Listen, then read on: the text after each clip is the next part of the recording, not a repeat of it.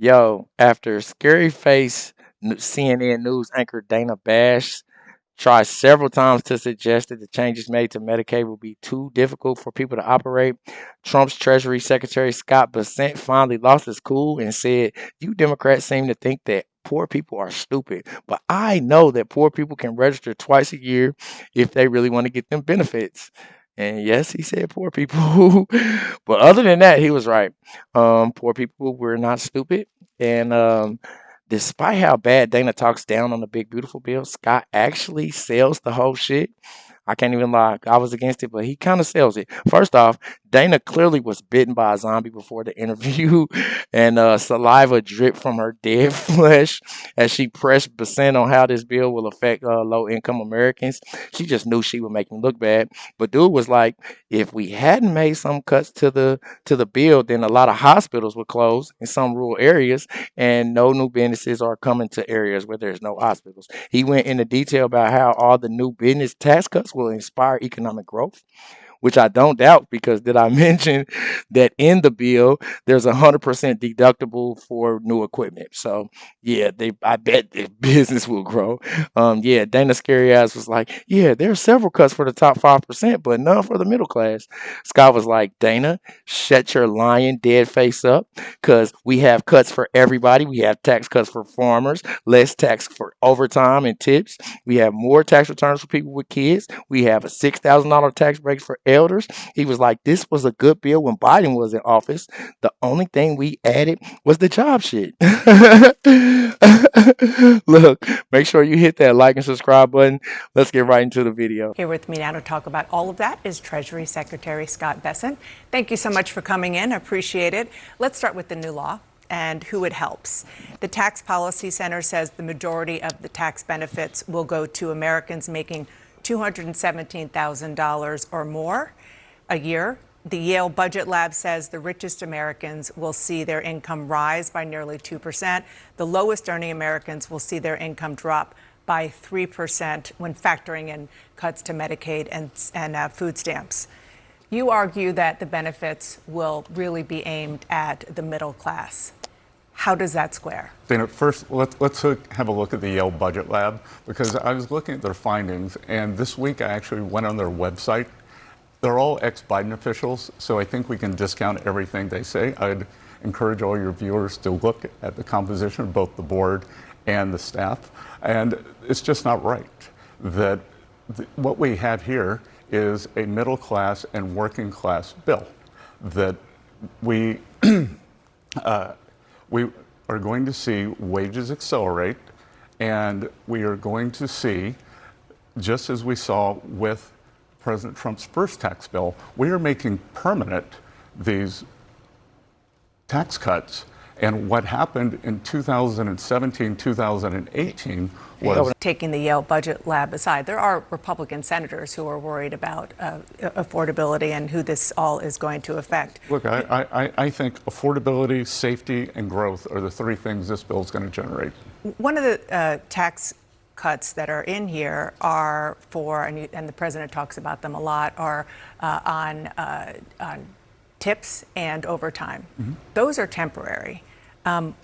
Why not make those permanent? They're only 2025 to 2028. This is a big part of President Trump's agenda. So, we have what I call parallel prosperity here, that Wall Street has done great. Now it's time for working Americans to do great. And this is President Trump's agenda, so we've got it in for the duration of his term. And we will see if the next administration wants to do that. And just talking about the affordability, how is making cuts on Medicaid programs? Well, how does that, and how it affects the people who are at the lowest ranking when it comes to income, how does that help with the affordability crisis in America? Well, first of all, that affordability and saving Medicaid, let's separate those. And only in DC is a 20% hike over 10 years, a cut.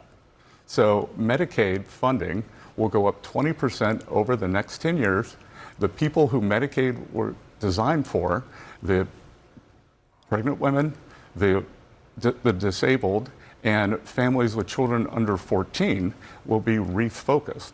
The able-bodied Americans are not vulnerable Americans, so a work requirement or a community service requirement, that's very popular with the public, and many state programs have that now. It might be popular, but it's not what the president promised. The president promised that there would not be changes to Medicaid benefits, and putting a work requirement is, by definition, a change to benefits. No, there are no change in benefits. There's a change in requirements to get the benefits. And what we are doing, we are bringing back manufacturing jobs. We are bringing back working class jobs. By securing the border, we have already seen working class wages move up. So we are creating jobs. People can get off Medicaid and get a job that has good health care benefits, Dana. In theory, that works, but I'm sure you've seen and heard a lot of the concern, including and especially from Republicans who are the most vocal in Congress, about the fact that those work requirements are going to be very cumbersome to actually prove, and it will inevitably force the people who need that Medicaid coverage off the rolls. Well, first of all, the Republicans are not the most vocal on this. It is a group of Democrats who unfortunately seem to think that poor people are stupid. I don't think poor people are stupid. I think they have agency, and I think to have them register twice a year for these benefits, that is not a burden.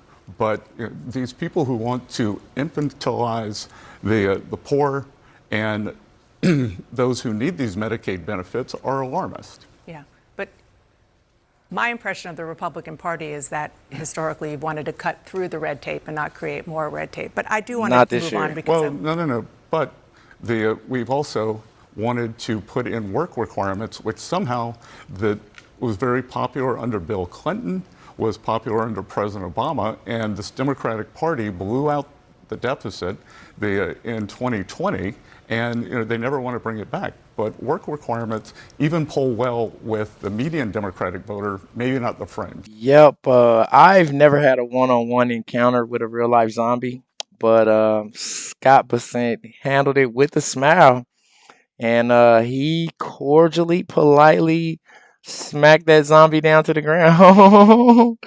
Yep, as he said, there are actually zero changes to the benefits, just changes in the requirements. Although those requirements pretty much change everything.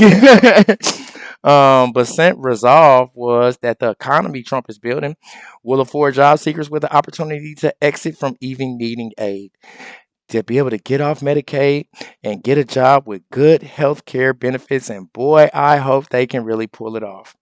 Now, Dana Bash is clearly the walking dead. My name is Marcus Russell. This is the Marcus Russell Show. I don't know how to feel about this budget, but Bessent sure sells it good. Um, we're going to have to wait and see. Like she said, typically, traditionally, Republicans have been against raising the deficit, which in this bill we raised it by 20%. Like he said, they offer job requirements. They just started taking job requirements out of Medicaid and in SNAP in 2020. And they thought about bringing it back during the Clinton era and the Obama era. Biden was clearly not even there, so he definitely didn't want to add it in there. They only added the no tax on tips and overtime for 3 years, because if whoever is in office next wants to be able to do it, they can add it to the bill when they're in their term. So I think it's just a test to see. I don't know why they didn't make that a law like they made everything else, but like he said, we're just gonna have to see how it pans out. Hopefully it pans out for the good. Make sure you hit that like and subscribe button. Tell me what you think in the comments. Till next time. Peace.